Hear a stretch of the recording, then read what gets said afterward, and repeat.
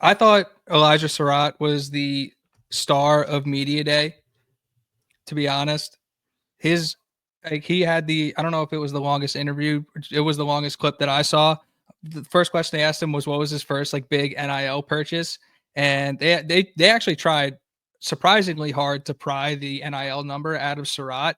And the only thing they got from him was that everything was squared away essentially when he decided to come back, which was around the Notre Dame game. So it didn't even come close to that July 1st deadline. So for a lot of the guys, the main guys on Indiana's team, like they didn't even have to worry about dealing with the report this here, rev share that, like all those things were squared away before the change. So that's awesome to hear.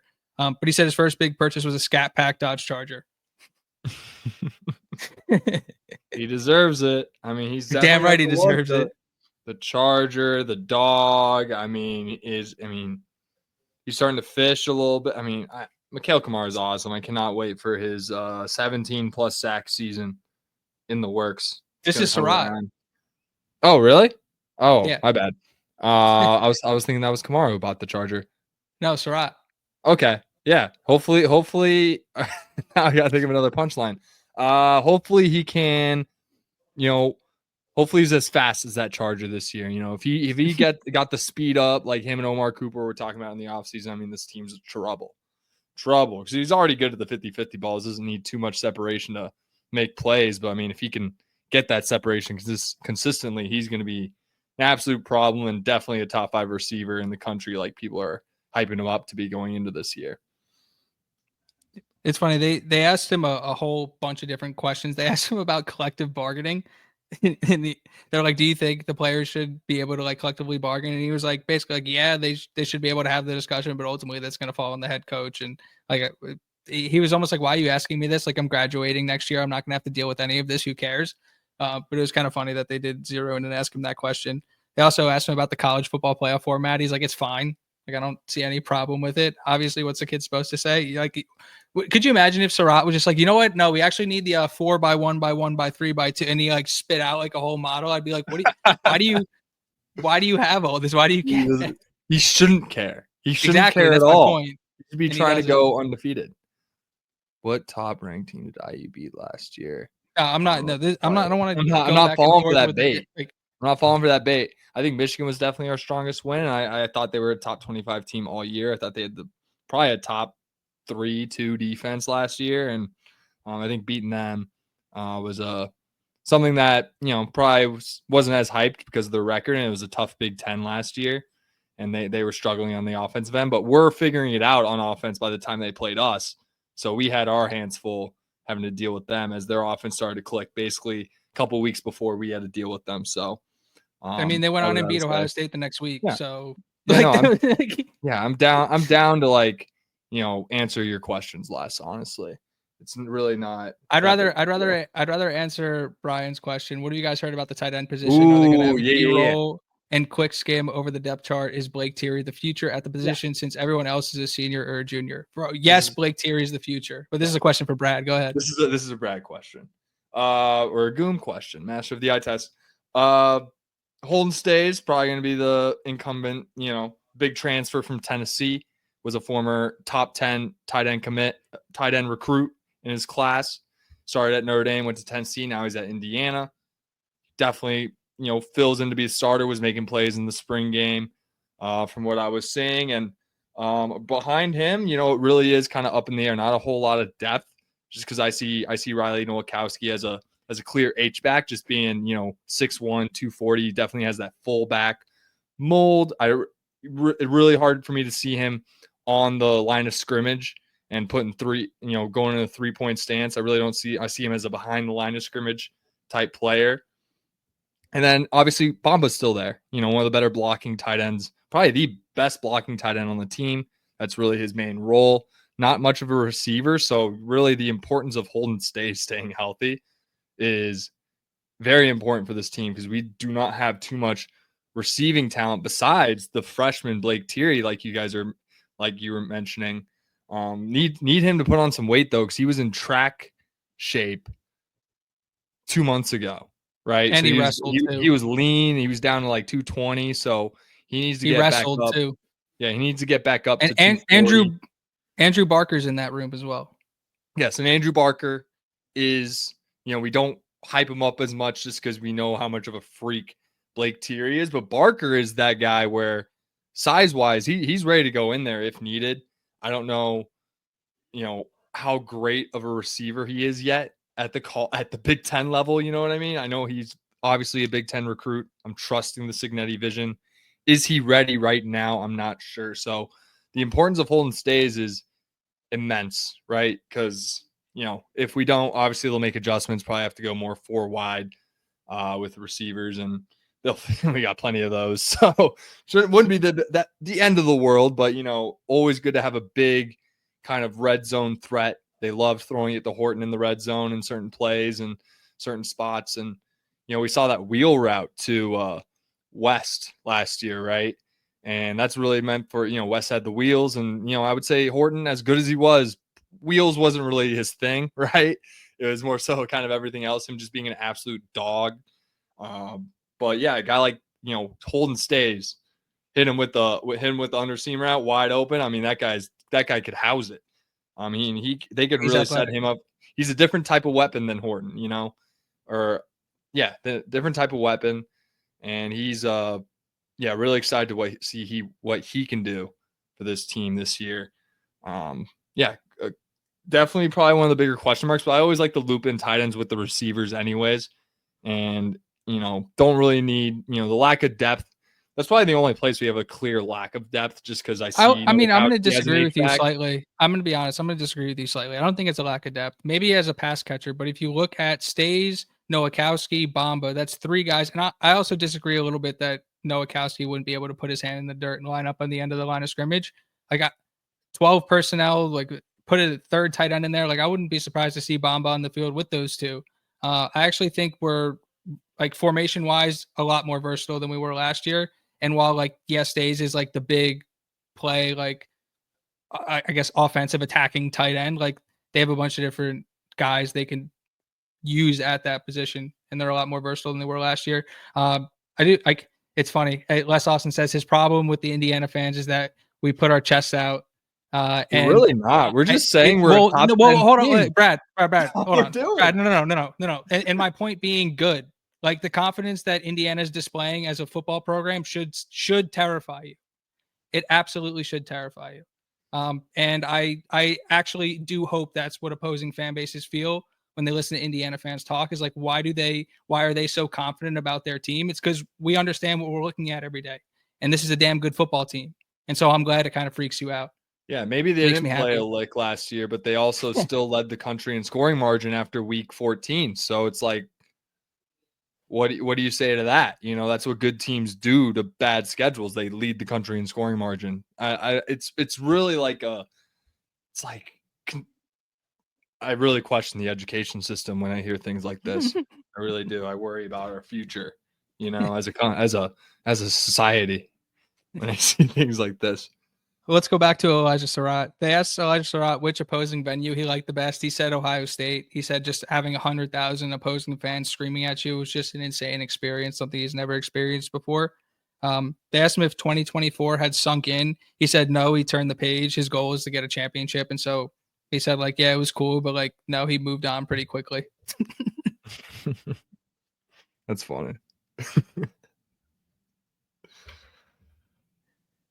Are we going to catch a couple of the practices or attend any of the pressers? Need one of you there to ask questions? Maybe not this year, but in the future, really have media. We'll see access yet, to be honest. I don't think it wouldn't be hard to get. We have enough media out there where it's like we're media. We'd be able to get media credentials. We go through Mark Rogers, the head honcho. We'd figure it out. Yeah, we could. We'll see. I will definitely be. I will be at a game this year for sure. I don't know if it's going to be in a media capacity or just a fan capacity, but when I'm there, I will make it known. I promise. I will say I am eyeing the UCLA game at home. I'm also eyeing Oregon on the road. Those are as a West Coast guy, only natural. I'm going to those ones. And excited for the upcoming season. And ready to see Bloomington again, as it's been a little too long, as I didn't go last year, surprisingly enough. Did go to the Pasadena game on the road. Didn't go back to Bloomington though, unfortunately. Trying to go back this year though, for sure. We'll see what my schedule looks like though. Pretty busy guy outside of this. They asked Sarratt about the buy-in from the fans. He said it was really cool to see. They asked him if he jokes with the basketball team or that they're a football school now. He said we actually want to be good at both. So no, we just hope we keep winning. That's the goal, which I thought was an awesome answer. They asked him what he was focusing on improving on. He said improve everything. This dude's just a psychopath. He's like, I'm just going to get better. This is where he talked about coming back. He said he wasn't super sure until after the Notre Dame game, but something that played a major part in him deciding to come back was he had 952 yards last year, not 1,000. Love that. Love that mentality.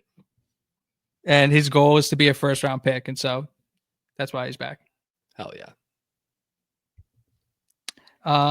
They asked him if the quarterback needs swag to play for Curt Cignetti. He laughed and said no. Talked about Curtis Rourke being a married man and like a great guy on and off the field, somebody he still talks to all the time, but somebody that didn't have a ton of swag.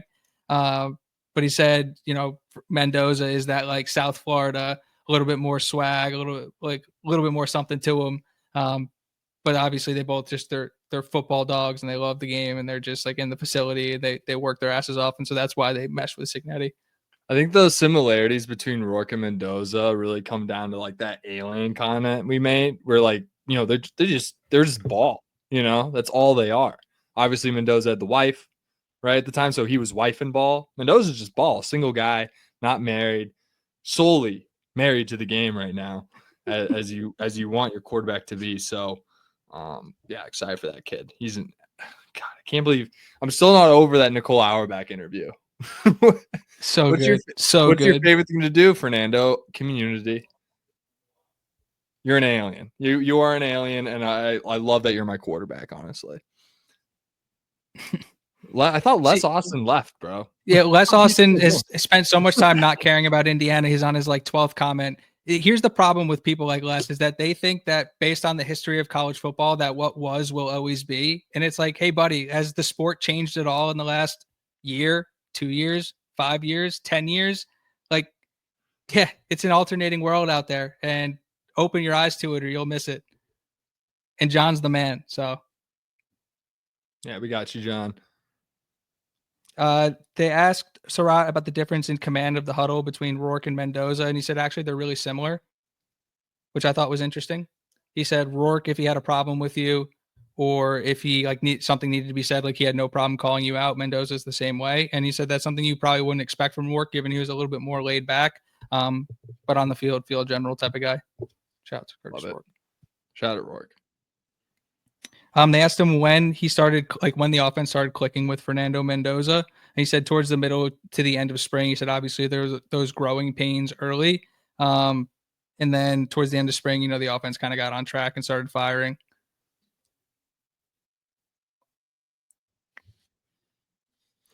They asked him, was there a moment from practice that stood out about Mendoza? And they were like, was it a throw or a specific play? And he said it wasn't a throw. He said, but there was a bootleg where Mendoza got out of the pocket and all of a sudden he was 60 yards down the field like that.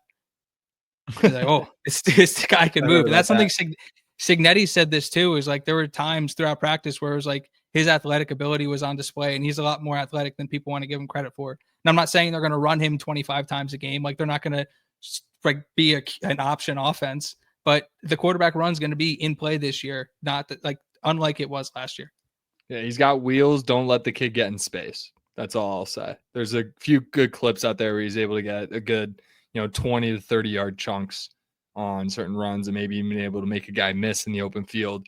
He is underratedly athletic on top of being a pocket passer in terms of tendency wise, in terms of how he likes to play. So having all that, it really does mold the kind of the prototype of the modern quarterback, being a pocket passer, but still having that mobility. That's something Lamar had to learn was, I can really run it and I'm faster than everyone. And I'm better at football than everyone. Always have been. But once you get to the NFL, guys are just as fast as me. I'm still the better at football than everyone else. But in order to do that, got to be a little bit more of a pocket passer. He had to go the reverse way. So, that's what you look for. And I'm not calling Fernando Lamar Jackson. I'm just saying, that's what all the quarterbacks in the NFL do, right? They're pass first, and then they run when they need to, and some are better at running than others. And Mendoza, I would say, is better than a lot of guys when you get in the open field. People talk, I think I'd say, like, at least in the college level right now, Mateer is probably at his level, and Arch Manning can really run it. Obviously, Sellers and Lagway can do it a little bit, but Mendoza's not far off from those guys in terms of mobility, and just excited. I mean, I'm not. He's not Lagway or Sellers, dude. I'm not putting that on him. He's about no, he's athletic and he can move and he can surprise you, but he's not. He's not Lenore Sellers. I know he's not Lenore Sellers. I'm just saying, like, the kid's fast, and he don't let him get in space, right? He's not going to truck anyone. He doesn't have the same size as Lenore's, but don't let the kid get in space. Les, please bookmark this podcast, please. The energy doesn't change. Like, we don't care. Yeah, you'll be back this episode. Like, you'll be back. That's too funny. They asked him about Hemby and BB, and he said he actually went into Luke Kaylon Black in with the other two running backs, saying all three guys have juice and they're going to show out this year, which I loved. Obviously, something we've been talking about for months. Talked about how Curtis Rourke, the team, didn't know about the ACL. That's something that's been widely reported, but just kind of talked about that. Talked about Fernando Mendoza being a good dude with a switch. He's got the best arm talent he's ever played with. And you can tell he's putting all the time in with the offense in the facility with the guys, putting in extra work. And it's just like, these are the things you want to hear about your quarterback. Exactly. Yeah.